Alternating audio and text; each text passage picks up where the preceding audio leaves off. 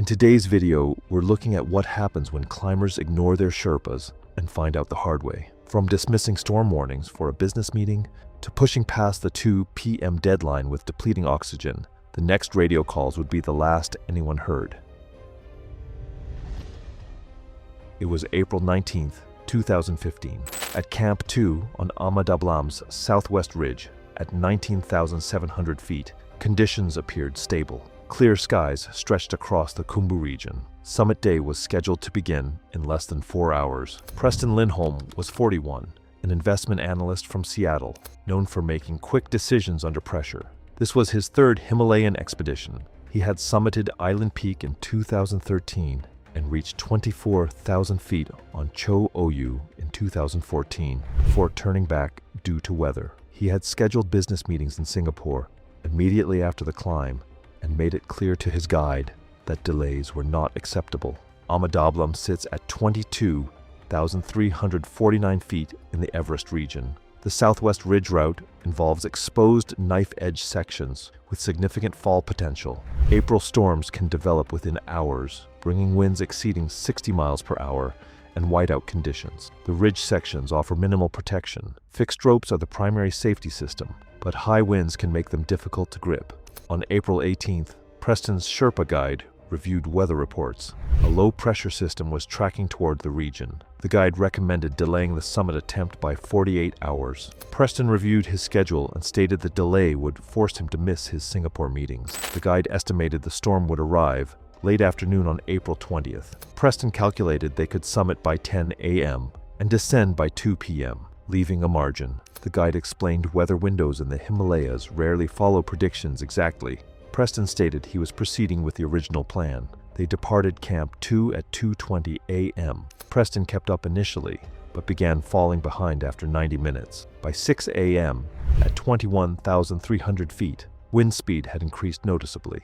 The guide pointed out lenticular cloud formations, a sign of approaching high-altitude winds. He recommended turning back. Preston stated they needed to increase pace, not turn around. At 8:40 a.m., they reached 22,100 feet, 250 feet below the summit. Wind speed had increased to an estimated 40 miles per hour, with gusts higher. Preston unclipped from the fixed rope to adjust his pack straps. A gust estimated at 50+ miles per hour hit the ridgeline. Preston staggered sideways and fell approximately 8 feet down the north face before catching himself on a rock outcrop. The guide descended to Preston's position. Preston was breathing rapidly and holding his ribs. Each breath appeared to cause sharp pain. Preston finally agreed to descend. By 9:30 a.m., the storm front reached them. Visibility dropped to less than 20 feet within minutes. Wind speed increased to 60 miles per hour. At 10 a.m., they were descending along an exposed knife-edge section at 21,400 feet. Visibility had dropped to less than 10 feet. Wind gusts were exceeding 70 miles per hour. Preston reached a fixed rope anchor point. To pass the anchor, he needed to unclip his carabiner, move past it, and reclip on the other side. Preston unclipped. As he moved to pass the anchor, a massive wind gust estimated at 75+ miles per hour hit the ridge. The force struck Preston from the side while he was unclipped. The wind lifted Preston off his feet and threw him sideways off the ridge. His body disappeared over the edge of the north face. The guide moved to the anchor point and looked over the edge, but visibility was less than 10 feet in the blowing snow. He called down repeatedly. No response came. The guide assessed the situation. Preston had fallen unclipped. The north face dropped steeply for hundreds of feet. The guide had no way to descend safely in the storm or locate Preston in near zero visibility. His own position was becoming critical. He made the decision that attempting a search would result in his own death. He began descending toward Camp 2. The guide reported Preston's location via radio. He explained Preston had fallen from the ridge while unclipped during a massive wind gust. Weather conditions prevented any immediate rescue attempt. The storm continued through April 20th. On April 21st, a recovery team reached the area and searched the north face below 21,400-foot ridgeline. Preston's body was located approximately 180 feet below the ridge, wedged against a rock formation. Preston's body was recovered and transported to Camp 2, then evacuated by helicopter on April 22nd. A medical examiner determined the cause of death was massive trauma from an uncontrolled fall down a steep mountain face. The examiner noted multiple fractures to the skull, spine, legs, and arms consistent with a tumbling fall of approximately 180 feet with multiple impacts against rock. Death occurred during the fall, likely within the first few seconds. The 3 fractured ribs from Preston's earlier fall at the 22,100 feet were documented as a contributing factor, as the injury had impaired his ability to brace against the wind gust while unclipped. Preston's body was returned to Seattle on April 28, 2015. It was October 12, 2016.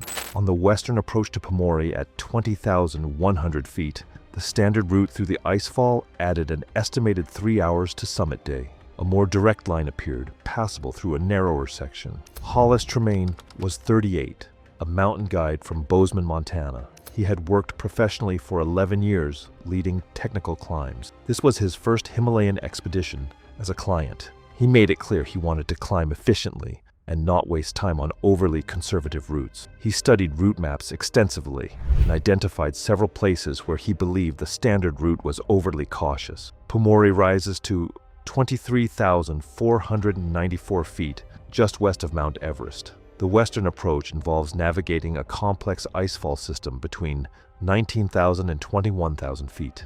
Icefalls are formed by glaciers creating fractured ice blocks called seracs. These blocks can weigh thousands of tons and shift without warning. Seracs can collapse at any time, but risk increases during warmer parts of the day when ice bonds weaken. The standard route follows a longer path that avoids the largest serac formations. On October 11th, Hollis and his guide established Camp 2 at 19,400 feet. The guide explained they would traverse left through the icefall, avoiding a section of large seracs. Hollis examined the terrain with binoculars and identified a more direct route through the center that would save 2 to 3 hours. The guide explained that route passed directly beneath multiple large seracs. Hollis asked if the guide had ever seen those specific seracs fall. The guide confirmed he had not, but explained absence of collapse did not indicate stability. Hollis stated he was capable of making his own route decisions. The guide agreed to accompany him, but requested they move quickly and start earlier. They departed Camp 2 at 2 a.m. They reached the base of the icefall at 4:30 a.m. Ambient temperature was approximately -8 degrees Fahrenheit. Hollis led into the direct route through the center of the icefall. They passed beneath the first major serac formation at 4:50 a.m. At 5:20 a.m., Hollis stopped to adjust his crampon straps. The guide did not stop and continued moving, calling back to Hollis. Hollis waved him forward. At 5:23 a.m., Hollis stood up. He was positioned directly beneath a serac formation, estimated at 40 feet tall. The guide was approximately 80 feet ahead. A sharp cracking sound echoed through the icefall. The guide turned and saw the serac above Hollis beginning to fracture. Hollis looked up and began moving forward rapidly. The serac's lower section separated. Multiple tons of ice broke free and fell. Within seconds, the falling ice struck Hollis from above, hitting his upper back and head. The force drove him forward and down. The main ice block shattered on impact. Additional ice continued falling. A second massive piece fell directly onto Hollis's position, burying him under fractured ice chunks. The guide ran back to the collapse site and began digging. He worked for approximately 12 minutes before uncovering Hollis's upper body. Hollis's helmet was cracked on the left side. His face showed no movement. The guide checked for breathing and pulse. Neither was detectable. He continued digging to free Hollis's lower body. After 8 minutes, he freed Hollis completely. Hollis's body showed significant trauma. His spine appeared misaligned at the upper back. Blood was visible around his nose and ears. The guide attempted CPR for approximately 6 minutes. Hollis showed no response. The guide contacted base camp at 6:10 a.m. and reported the collapse in Hollis's condition. Base camp advised him to mark the location and descend if Hollis showed no signs of life. The guide checked Hollis's vital signs again. No breathing or pulse was present. The guide's own extremities were losing sensation from the cold and extended time in the hazard zone. He marked the location with equipment and began descending. The guide reached Camp 2 at 8:45 a.m. A recovery team was organized and reached the collapse site at 2:30 p.m. Hollis's body remained where the guide had left it. Hollis's body was evacuated from the icefall on October 13th and transported to Kathmandu. A medical examiner determined the cause of death was massive blunt force trauma to the head and spine, consistent with being struck by falling ice from significant height. The examiner noted a depressed skull fracture on the left side of Hollis's head and multiple fractures to the upper neck vertebrae. The force of impact would have caused immediate loss of consciousness and likely instant death. The secondary ice fall that buried him occurred after he was already deceased. The examiner concluded that even immediate medical intervention could not have prevented death, given the severity of the initial impact. Hollis's body was returned to Montana on October the 19th, 2016. It was May 8th, 2017. At 24,600 feet on Manaslu's northeast face, summit day was proceeding on schedule. The final push to 26,781 feet would take an estimated 4 to 5 hours. Symptoms that had appeared minor at Camp 4 were becoming more pronounced. Clifton Reardon was 52, a real estate developer from Scottsdale, Arizona. This was his second attempt at an 8,000-meter peak. He had reached 25,400 feet on Cho-Oyu in 2015 before turning back. He had already booked an Everest expedition for spring 2018. Clifton had a documented history of refusing medication on previous climbs, preferring natural acclimatization methods.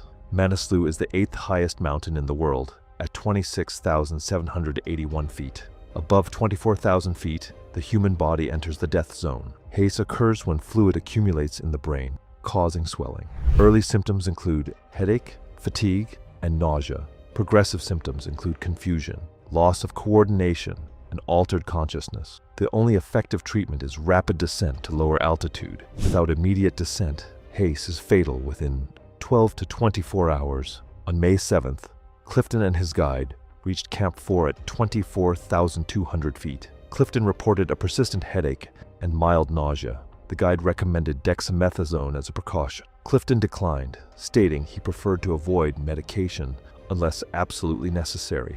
At 11:30 p.m., the guide observed Clifton fumbling with his harness buckles and taking several attempts to clip his carabiners correctly. The guide recommended delaying the summit attempt. Clifton checked the weather forecast. Conditions were predicted to deteriorate after May 9th. Clifton stated this was his only summit window. They departed Camp 4 at 12:10 a.m. on May 8th. After 90 minutes, the guide suggested turning back. Clifton refused. At 3:30 a.m., approximately 25,100 feet, Clifton stopped and vomited. The guide stated Clifton needed to descend immediately. Clifton argued he had vomited on previous climbs and recovered. By 6 a.m., at 25,800 feet, Clifton's coordination had deteriorated further. He stumbled twice on flat terrain. The guide physically stopped him. Clifton pushed past him and continued toward the summit. At 8:20 a.m., they reached the summit of Manaslu at 26,781 feet. The guide took a single photo and immediately stated they needed to descend. Clifton's descent pace was extremely slow. After 30 minutes, they had descended approximately 200 feet. At 9:40 a.m., approximately 26,400 feet, Clifton stopped moving. He stood in place, staring downward, but not stepping. The guide spoke to him. Clifton did not respond. The guide checked Clifton's oxygen supply. Approximately 30 minutes remaining. The guide's own supply showed approximately 90 minutes. The guide removed Clifton's nearly empty tank and replaced it with his own tank that had 90 minutes remaining. Clifton pushed weakly at the guide's hands but lacked the strength to prevent the switch. The guide kept Clifton's depleted tank for himself. At 10:15 a.m., Clifton collapsed. The guide attempted to lift Clifton into a standing position, but could not. The guide tried dragging Clifton downward. He moved him approximately 15 feet over 10 minutes. His own vision began to blur from oxygen depletion and overexertion. The guide made radio contact with base camp at 10:35 a.m. He made additional attempts to move Clifton over the next 20 minutes. At 11 a.m., Clifton's breathing stopped. The guide checked for a pulse and found none. The guide secured Clifton's body with ice axes and began descending alone. The guide reached Camp 4 at 2:45 p.m. and reported Clifton's death via radio. Weather conditions and altitude made immediate recovery impossible. His own oxygen supply had been nearly depleted during the rescue attempt, and he required several hours of rest and rehydration before he could provide a full account of the events. On May 10th, a recovery team consisting of 3 high-altitude Sherpas reached Clifton's location At 26,300 feet, his body remained where the guide had secured it with ice axes. He was confirmed deceased. The team noted his body position and the empty oxygen bottle nearby. Clifton's body was evacuated from the mountain on May 11th and transported to Kathmandu. A medical examiner determined the cause of death was high-altitude cerebral edema with concurrent high-altitude pulmonary edema. The examiner noted significant brain swelling and fluid accumulation in both lungs. The progression timeline was documented. Early symptoms appeared at Camp 4 on the evening of May 7th, worsened during the ascent, and reached critical levels by summit time at 8:20 a.m.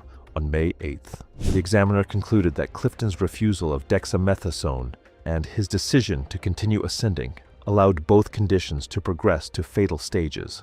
Even with the guide's oxygen tank, Clifton's brain swelling had advanced beyond the point where descent was physically possible. If Clifton had descended from Camp 4 when symptoms first appeared, survival would have been likely. On May 18th, 2017, his body was returned to Arizona.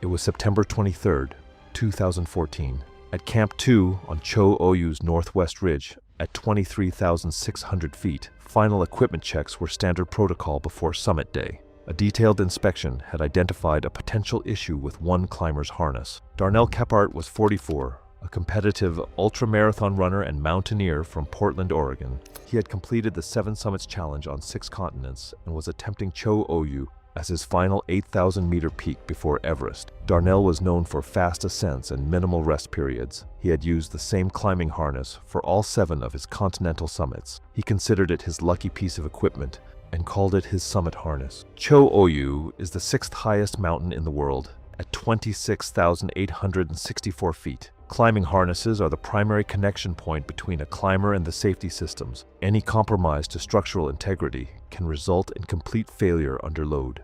A fall on steep terrain generates forces of 2 to 4 times body weight on the harness. Harness failure during a fall results in complete detachment from safety systems. At 6 p.m. on September 23rd, the guide inspected Darnell's harness and identified fraying on the waist belt. The fraying was visible on approximately 1.5 inches of webbing. The guide stated the harness needed to be replaced. Darnell argued the fraying was superficial and stated he had used this harness on all 7 summits without issues. The guide offered a replacement harness. Darnell tried it on and stated it felt completely different and wrong. The guide explained comfort was secondary to safety. Darnell stated he was keeping his current harness. After several minutes of discussion, the guide agreed to continue but recorded a voice memo documenting his recommendation and had Darnell verbally acknowledge he was climbing against explicit safety advice. They departed Camp 2 at 11:20 p.m. At 4:40 a.m. on September 24th,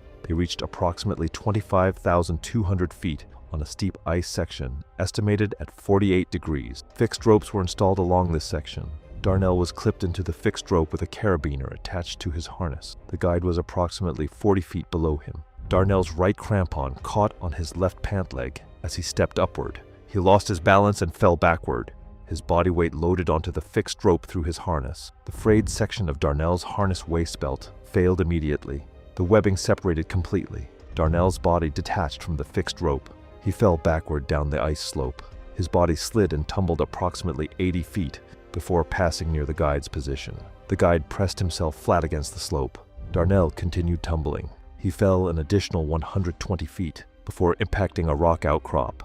His body struck the rocks and stopped. The guide descended to Darnell's position. The descent took approximately 8 minutes. Darnell's helmet had a large crack on the right side. Blood was visible on the ice around his head. His neck was bent at an unnatural angle. The guide checked for breathing and pulse. Neither was detectable. The guide examined Darnell's harness. The waist belt had separated completely at the frayed section. The guide used his radio to contact base camp at 5:05 a.m. He reported the fall and Darnell's condition. Base camp advised him to confirm death and mark the location if safe to do so. The guide checked Darnell's vital signs a final time. No breathing or pulse was present. Darnell's pupils were fixed and dilated. He secured Darnell's body with ice axes to prevent further sliding and began descending. The guide reached Camp 2 at 8:30 a.m.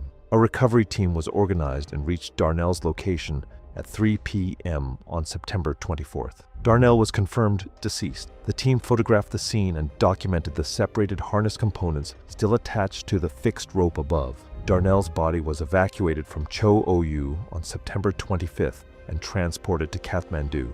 A medical examiner determined the cause of death was severe head and neck trauma consistent with a high-speed fall on steep terrain. The examiner noted a severe skull fracture and a broken neck. The force of impact after a 200-foot fall would have caused instant death. The examiner also documented the failed harness, noting that the fraying observed before the climb had propagated through the entire webbing width when loaded during the fall. The webbing failure was complete and catastrophic. The examiner's report included photographs of the separated harness components and noted the damage was consistent with pre-existing wear that had compromised structural integrity. The voice recording documenting the guide's safety recommendation and Darnell's refusal was included in the official incident report. Darnell's body was returned to Oregon on October 2nd, 2014. It was May 18th, 2018. At 27,200 feet on Lotz's summit push, the agreed turnaround time of 2 p.m. was approaching. The summit was visible approximately 600 feet above. Weather remained stable, but afternoon wind patterns were beginning to develop. Merritt Calloway was 36, an emergency room physician from Denver, Colorado. This was his first 8,000-meter peak attempt. He had trained for 18 months specifically for Lhotse. Merritt's goal was to summit Lhotse and use the experience to qualify for an Everest permit. He had researched extensively and understood the importance of turnaround times, but he believed his medical training gave him better judgment about his own physical limits. Lhotse is the fourth highest mountain in the world at 27,940 feet. Turnaround times are predetermined points when climbers must begin descending regardless of summit proximity. Descending after dark at extreme altitude significantly increases risk. Headlamp visibility is limited, fatigue impairs judgment, and temperature drops rapidly after sunset. Most high-altitude deaths occur during descent, often after successful summits. On May 17th, Merritt and his guide departed Camp 4 at 9 p.m. Merritt carried 3 4-liter oxygen bottles. At 2 liters per minute flow rate, each bottle provided approximately 4 hours of oxygen. They established a turnaround time of 2 p.m. on May 18th, regardless of position. The guide explained the turnaround time was non-negotiable. Merritt agreed. The climb proceeded slower than the optimal pace. By 8 a.m. on May 18th, they had reached approximately 26,800 feet. Behind schedule, the guide recommended they turn around. Merritt stated he felt strong and wanted to continue. At 12:30 p.m. at 27,400 feet, the guide stated they would reach the summit past turnaround time and be descending in deteriorating conditions. Merritt stated he had come too far to turn back. At 1:45 p.m. at 27,600 feet, the guide stated they had 15 minutes until turnaround time, and the summit was still 45 to 60 minutes away. He began preparing to descend. Merritt stated he was continuing. At 2 p.m., Merritt continued climbing upward. The guide began descending alone. At 3:15 p.m., Merritt reached the summit at 27,940 feet alone. He had depleted his second oxygen bottle. He switched to his third and final bottle. This gave him approximately 4 hours of oxygen. The bottle would be depleted around 7:15 p.m. He began descending at 3:20 p.m. By 4:30 p.m., Merritt had descended to 27,500 feet. His pace was significantly slower than ascent. At 6:20 p.m., sunset occurred. At 6:45 p.m. at 26,800 feet, Merritt made radio contact and reported extreme fatigue and difficulty seeing the route. The guide strongly advised against stopping. Merritt stated he would rest for 10 minutes. At 7:45 p.m., Merritt made brief radio contact. His speech was slow and slurred. He stated he was very cold and could not feel his feet. His oxygen supply had run out approximately 30 minutes earlier. The transmission ended. No further radio contact was made. At first light on May 19th at 5:30 a.m., the guide and 2 other climbers from Camp 4 began ascending to search for Merritt. The guide had spent the night attempting radio contact every 15 minutes with no response. They found Merritt at 6:50 a.m. at approximately 26,750 feet. He was in a seated position, slumped against a rock face. His body showed severe freezing and no signs of life. His eyes were closed. His oxygen mask was still in place, but his tank was empty. The search team confirmed Merritt was deceased. His body position and the empty oxygen tank indicated he had stopped moving sometime between 7 p.m. and 8 p.m. on May 18th and had succumbed to hypothermia over the following hours. Merritt's body was evacuated from Lhasa on May 20th and transported to Kathmandu. A medical examiner determined the cause of death was severe hypothermia with contributing factors of exhaustion and oxygen depletion. The examiner noted that Merritt's third oxygen bottle would have been depleted around 7:15 p.m. based on his 3:15 p.m. summit time and 2 liters per minute flow rate. Without supplemental oxygen at 26,750 feet, combined with extreme cold, darkness, and exhaustion from the extended summit push, his core temperature dropped rapidly once he stopped moving. The examiner estimated death occurred within 2 to 3 hours of Merritt's ceasing movement, likely between 9 p.m. and 10 p.m. on May 18th. The incident report documented that Merritt had summited 75 minutes past the agreed turnaround time and had been descending in darkness for over 3 hours before radio contact was lost. The report noted the guide's decision to descend at the predetermined turnaround time followed established expedition protocol. Merritt's body was returned to Colorado on May 27, 2018. Thanks for watching. If you like these stories, click here.